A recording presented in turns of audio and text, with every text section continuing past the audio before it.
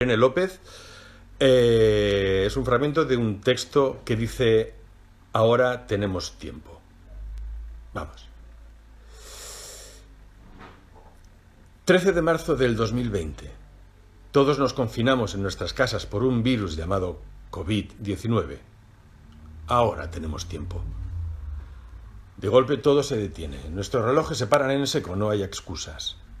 Ahora tenemos tiempo de despertar de esta sociedad adormecida. 23 de mayo del 2020. ¿Qué hemos aprendido del ahora tenemos tiempo? ¿Qué trabajo interior hemos realizado cada uno de nosotros? Teníamos una oportunidad de oro para aprovecharla. ¿Lo hemos hecho? Hemos tenido tiempo de hacer reflexiones interiores, de hacer un trabajo interior de autovaloración y de crecer como personas de grandes valores morales que, desgraciadamente, se han ido perdiendo con el paso del tiempo. De hacer teletrabajo, de estar por nuestros hijos, de establecer esa comunicación telefónica o por videoconferencia que siempre aplazábamos porque no teníamos tiempo.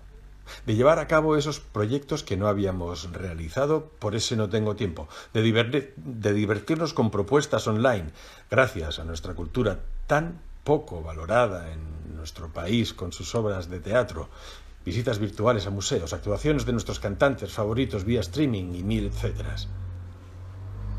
Pero desgraciadamente, muchos no han hecho ese trabajo interior y se lo han tomado como vacaciones y siguen adormecidos en esta sociedad depredadora, sin guardar las distancias de seguridad, sin mascarillas, sin guantes, encima ensuciando y contaminando de nuevo nuestro planeta.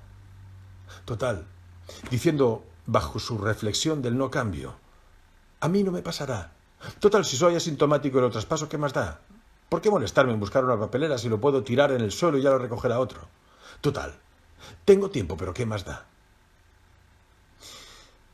Señores, señoras, despertemos de esta sociedad dormida, ahora que tenemos tiempo. Recapacitemos y hagamos ese trabajo interior. Chulo, ¿no? Está guay.